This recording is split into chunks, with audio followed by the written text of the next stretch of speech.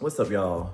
I just realized that my separation date when I was honorably discharged out of the Navy just passed. It was like June 4, 2019. And I wanted to talk about what was the determining factor for me to get discharged. So my second duty station, which was my last one, I was stationed in El Paso, Texas, coming from San Francisco area and Oakland, San Francisco area. So I got stationed there and I saw like the contrast of where I came from to where I went to. And I was like, oh my God, this is so totally different, because where I came from, it was very organized. Like we had like a system to make sure that the reservists were prepared to be deployed. At my first duty station compared to the one in El Paso, it was all a mess. It was all a straight mess. So I'm gonna be honest on this video. So I know some of you guys may be watching it. You might not like what I have to say, but I'm gonna be very honest based on my experience. You cannot debunk my experience, especially if I have other people that witnessed the same things that I'm talking about right now. So I got there, organized, unorganized. I worked in medical.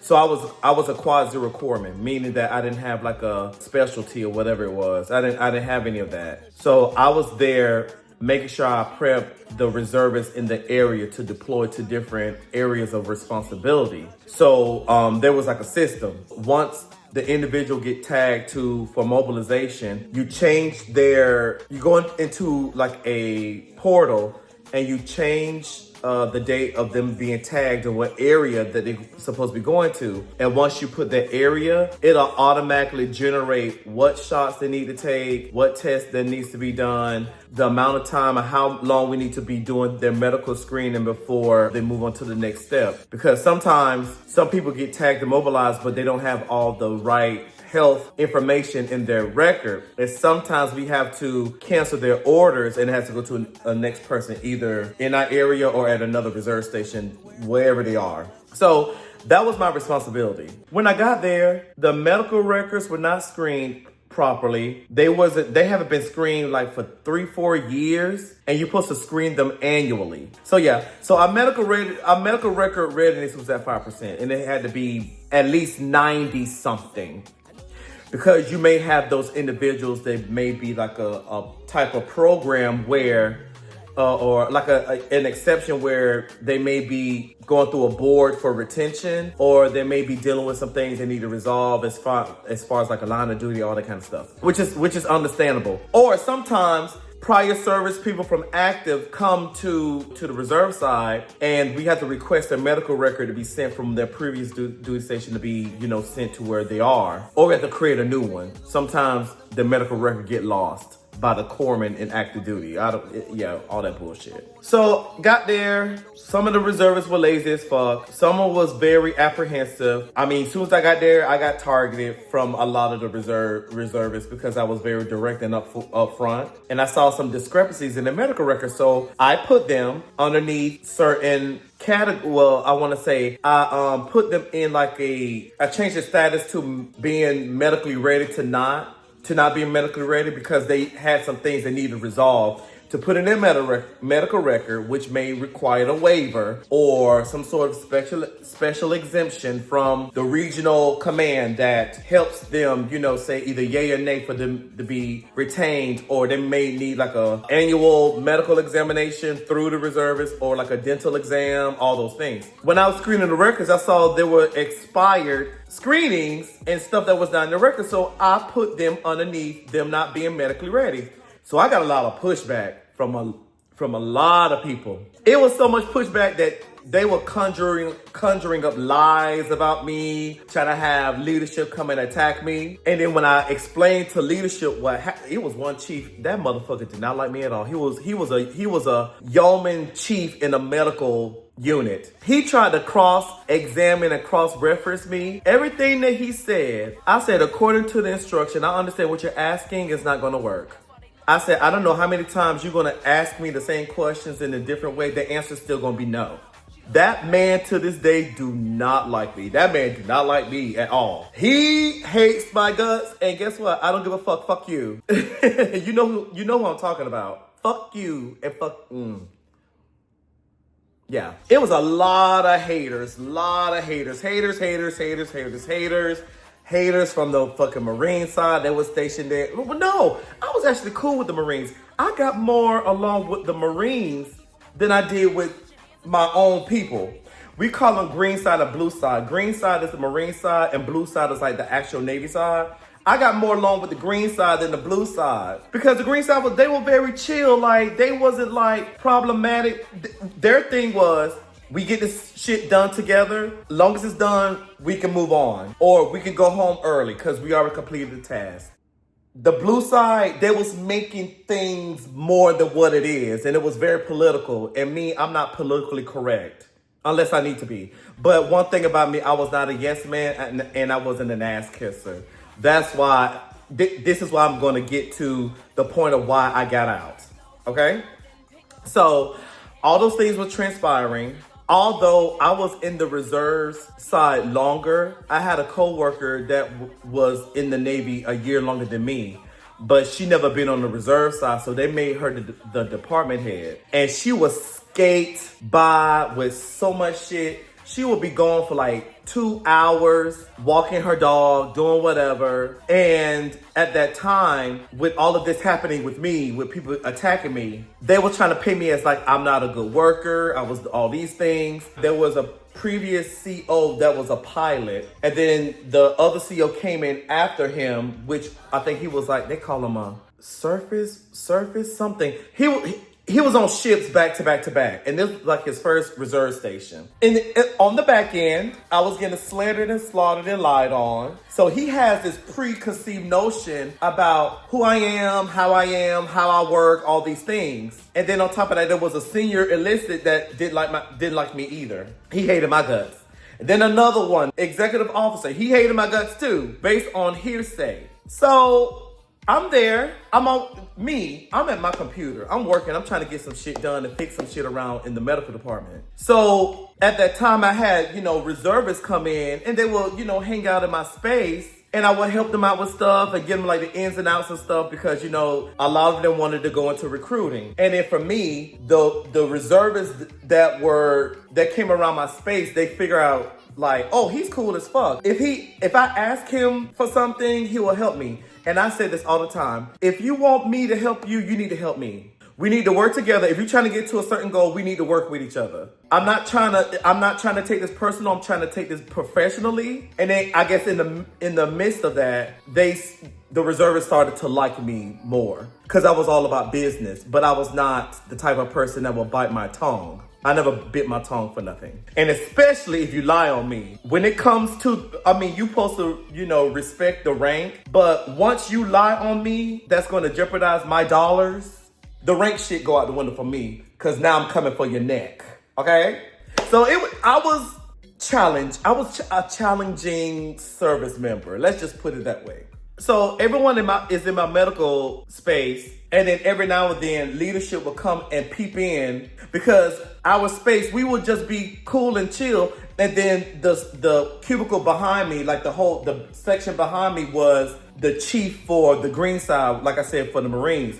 She was an HMC. So us two, we would not tag team each other as far as like, doing this. We will help each other out. Like if it's something that I have a question on as far as like, certain things in the manual for like, reservists and stuff, she will help me break down some things. I'm like, oh, okay, now I get it. And vice versa. If she need any kind of assistance with, making sure her Marines were up to par with medical stuff, I will hook her up so I can have the reservists go through this process to get medically ready. So in the midst of that, I'm there at the reserve station, leadership coming and attacking me. Well, trying to subliminally, I guess, gather information. I knew what they were doing. They were trying to collect evidence to present a case in front of my face saying, oh, we're gonna cap this mask you, we're gonna do this to you and yell at you. They couldn't get me for shit. Because every time they came in that medical office, I was at my computer working. I was screening medical records. I was submitting packages for people to be retainable in the military. A lot of them were afraid they were going to get kicked out. And I said, no, you're not. Based on these chronic conditions, they're not going to kick you out. The thing is, they just wanted to be on your medical records. So if something happens, they know that you have a history of these things, right? And, I helped them out. Every single one of them got retained. They were able to stay in the Navy. They just have to submit every either like a year or 2 or 3 years based on their condition that they have. My main goal was not to have nobody get kicked out that wants to be there. If you sign a contract and you're not doing what you're supposed to do, then why are you wasting taxpayer dollars and you actually holding up a quota or a position where you're blocking other people to advance that are very eager to be in the military or in the Navy? You're just sitting here collecting checks and not doing what the fuck you're supposed to do. So I'm just making sure I don't go overtime because I'm going to the gym. So that was another contributing factor, booting people out and keeping people in.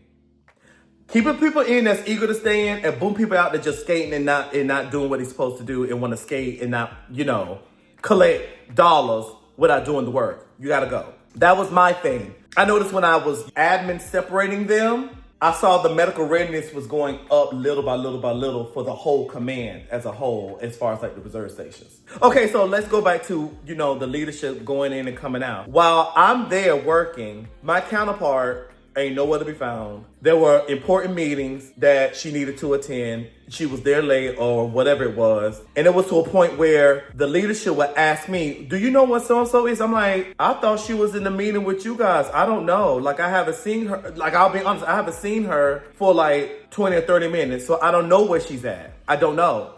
Because I don't want to be in the mix of that. And then they figured out, it was to the point that the CEO was like very frustrated, talking about where the hell is so-and-so? I'm like, I don't know. But he wasn't yelling at me. He was just frustrated that this person was not attending the meetings on time, right?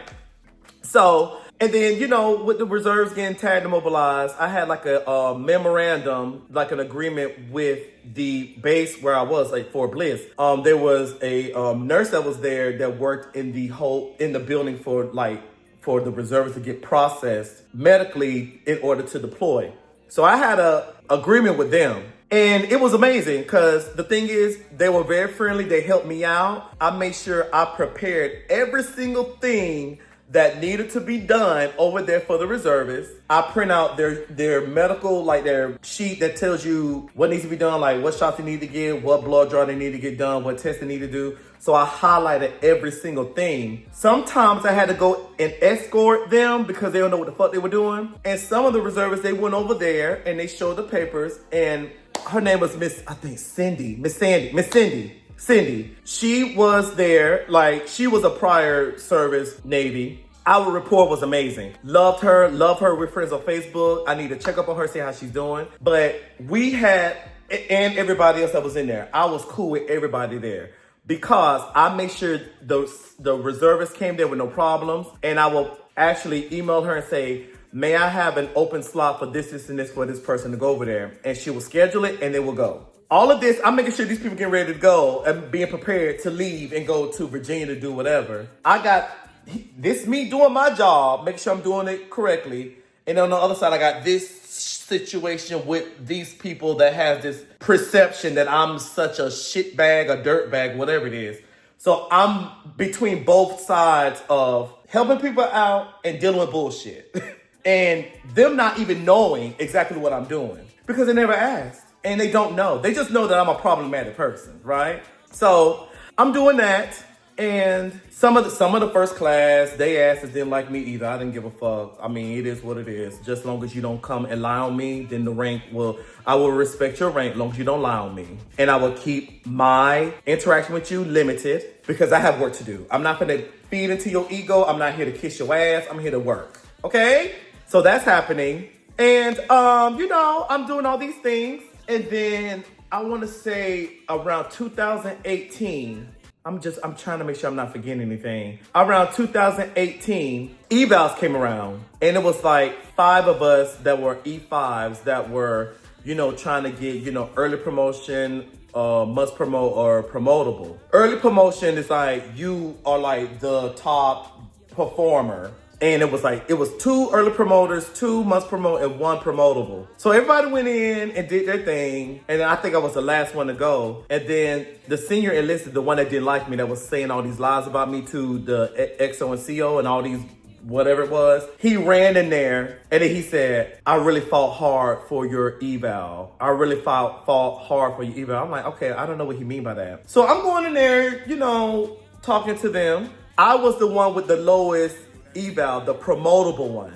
Yeah, I was the only one with that. Everybody else had M must promote or early promote. And I want to say it was March 8th, 2018. And that's when I knew that day that I was not going to re-enlist, and I knew I was going to get out in the military. I knew that. And then at that time, we had an inspection in June after my eval was given to me. Between that time, we had a conference call with regional, and they went through each department. And before we got in there, they came to the department.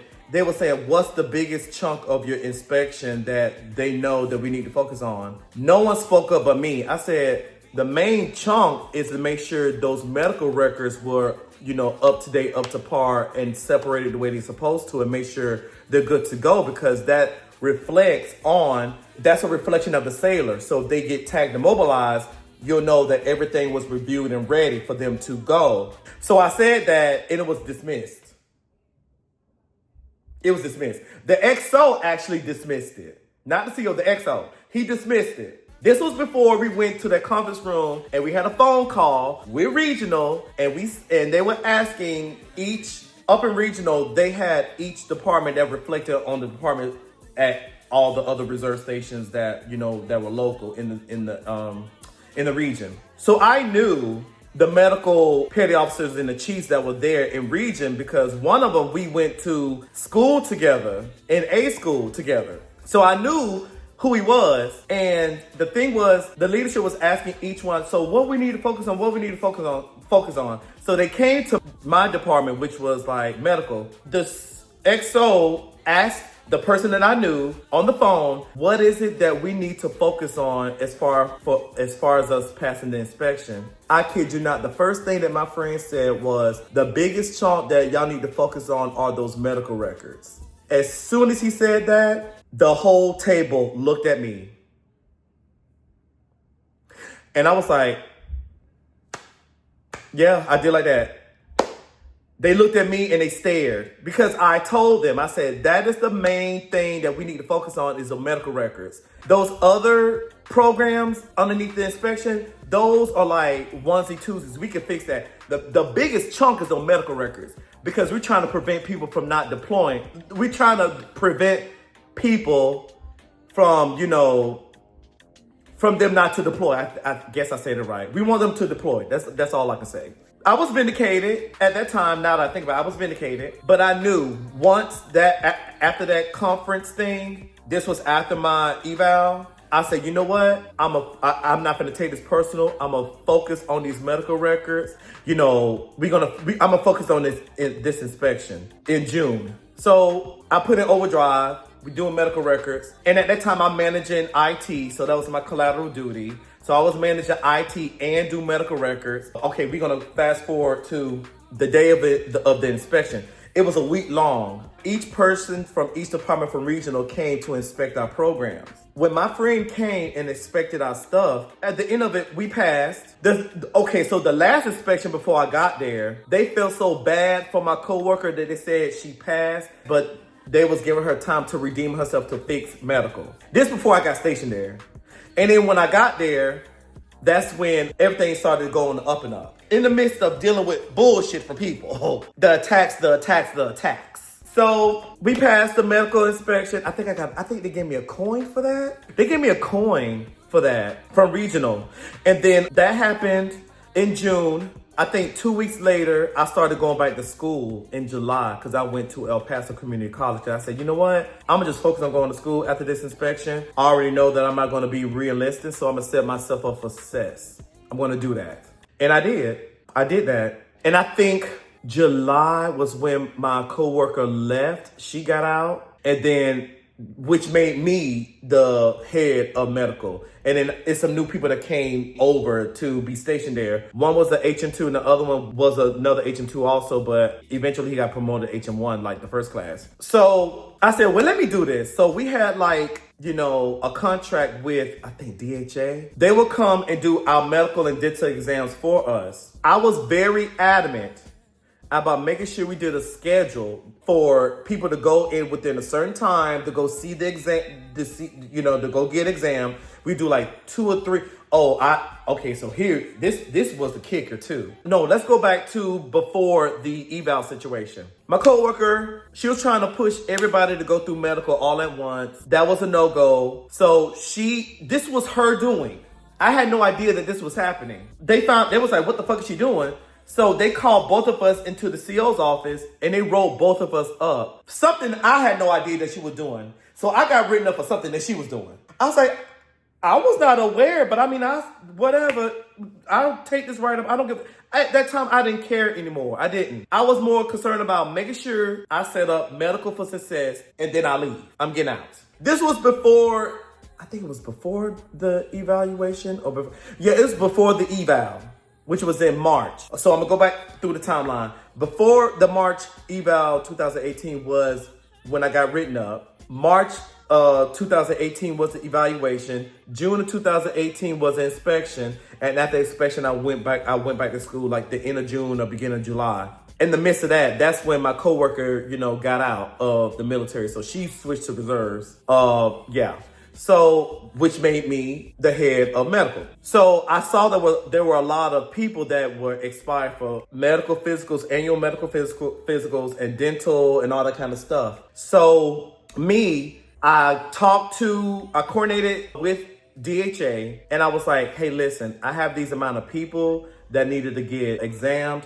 What is the max capacity that I can do that I can have these people go through? She said, okay, this, and this. Okay, I'm gonna make sure I put everybody on there that needs to be examined. And I make sure I put a group of people in each time slot so it won't be overwhelming for all the examiners. I made sure I did that. There was a master chief that was there. And I guess he freaked out because I guess he didn't think I knew what I was doing. So we had the examination situation in the gymnasium. So he's there in my ear. I said, hey, you gotta go. Get out. I'm a second class. He's a master chief. You gotta go. Get out. I don't need you. I don't need this distraction. Go. He left. He did. When I had those people go through those, go get examined, it was a success. It was a success. It went from, I think, 50% medically ready for the whole reserve to almost like 80 something. It went up to 80. So from that weekend to the next week, it shot from 50 to 80. Every single thing, right? Make sure everybody had their blood drawn. Make sure everybody had the annual physical done. Because this is my thing. With those things not being done, it was preventing people from being tagged to mobilize, and these people want to deploy. So I was like, okay, so let me help these people deploy. And I sent the appointments out to each leader in their unit. I said, listen, here are your people. Make sure you pass the word. Make sure they do this is when they start having the PHA electronically. Make sure they filled it out prior to them going, and make sure they get prepared for their dental. And sure thing, they did it. I said, if you can help me with this, I will help you deploy. So they all did it. With the comparison with my coworker to me, I guess I was more assertive in a way. Not in an assertive way like, bitch, do what I tell you. No, I was assertive like, hey, listen, if you do this, this is going to happen. I gave them the cause and effect of doing this one task. Yeah, it went from 50 to 80. Yeah, it wasn't over 90, but the main point was at least it went up. And it was up and it stuck from there. I was not aware that regional was paying attention to it. I heard that regional was coming. I said, okay, they're coming to visit. It is what it is. They came one day and they came to my department, and then like my COXO and the the previous SEL, he left because I wrote a thing on his ass and he got deployed to a ship. The other SEL, we were around the same age. They both walked in. I was like, okay, what's going on? So they came in and was like, we saw what happened to the medical readiness. I want to say congratulations and here your coin. They gave me another coin for doing that. And I was like, oh my God, like I was just like shocked. What? I was like, It was shocking to me because I didn't do it for no validation. I did it because I was like, it was selfless for me. I didn't care about whatever it was. I want the people to deploy because that's what they want to do. That happened, and then it was up and stuck from there. Then people found out that I was getting out. They was hoping that I would stay in, but I'm like, no, I can't do it. I can't. One of my coworkers was like, do you want to match your PRD date to your contract ending in June? Because my contract ended in June, then my duty station date ended like at the end of the same year, but in December. And I said, no, move it up from December to June, because I'm ready to go. And then I kid you not, the day that I went to the COXO office, they were saying, thank you for everything you've done. And he actually said, you know what? I thought that you were the problematic person that was in medical, but come to find out the one that's problematic is the one that just left a year ago. And he said, I noticed a significant difference when she left and when you took over. I noticed a significant difference of how medical was ran. And I want to apologize to you for that. And I said, well, thank you for the apology, and that's okay. I just know I made it my mission to make sure I set it up for the next person to take over.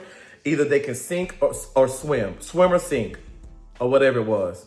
Yeah, that happened.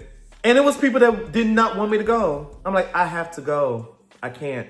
That honestly mentally fucked me up. And I was like, I cannot do this anymore. I wanted to leave. And I had a few people that was like doubters, like, oh, when you get out, you're not gonna find nothing to do, blah, blah, blah. And actually I did. I did more than what I thought I was gonna do when I got out. But I did hear after I left, medical went down, and then one person in particular was trying to blame me and said, well, I fucked up stuff. And good thing my friend, and I'm still friends to this day, she said, no, you're lying. And the reason how I know you're lying, because at that time my name was Z. She said Z was here and made sure everything was fixed, because I'm gonna let you know something.